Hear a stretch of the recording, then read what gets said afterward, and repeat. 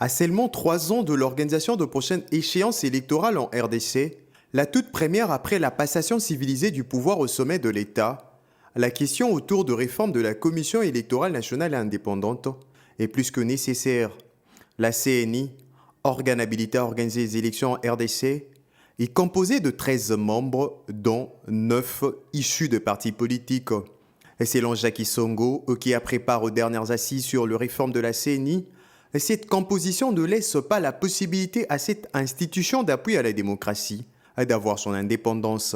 Nous voudrions effectivement qu'on ait des réformes au niveau de la CNI ou surtout la loi organique qui doit dépolitiser en fait la CNI et rendre la CNI à la société civile pure et 100%. Selon la loi organique, le président de la Commission électorale nationale indépendante vient d'office de confession religieuse, mais la même loi donne plus de pouvoir au vice-président, représentant de la majorité au pouvoir. Mais sur les responsabilités politiques, économiques, financières, la gestion de la CNI au quotidien, le plus puissant dans cette organisation est le vice-président de la CNI. Et d'ailleurs, c'est aussi une raison pour moi d'interpeller les hommes politiques qui pensent que c'est le président de la CNI qui a tout le pouvoir. C'est un mensonge, c'est une fausseté. Il est à titre symbolique et c'est le boss en réalité, c'est le vice-président. C'est lui qui engage la CNI même en matière de négociation.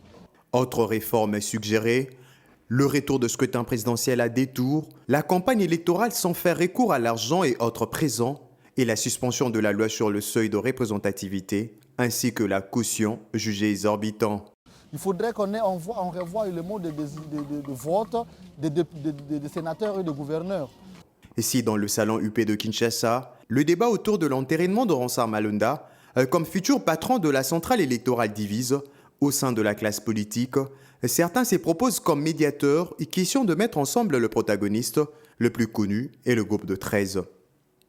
Avec comme mission de baliser la voie pour organiser les élections libres, transparentes et crédibles, le groupe de 13 a déjà échangé avec le président de la RDC Félix Antoine Tshilombo Tshisekedi, le premier ministre congolais Sylvestre Ilunga Ilunkamba, le président national du MLC Jean-Pierre Bemba Gombo et le président sortant de la CENI, Corneille Nangaa. Nous sommes d'abord dans la recherche du constat commun.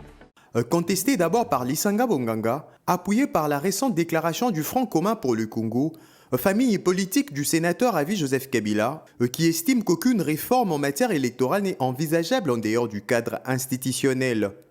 Avis que partage Jackie Songo, membre de la Lucha.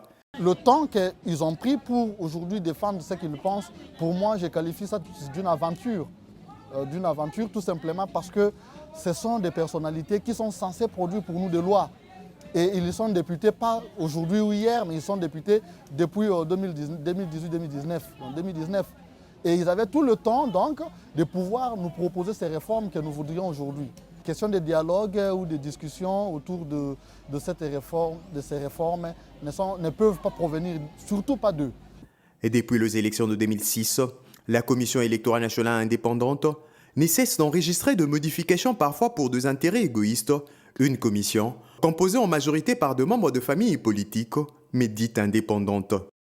2023 avance à grands pas. La classe politique est invitée à trouver le plus vite possible un consensus pour que les échéances à venir n'y soient pas contestées.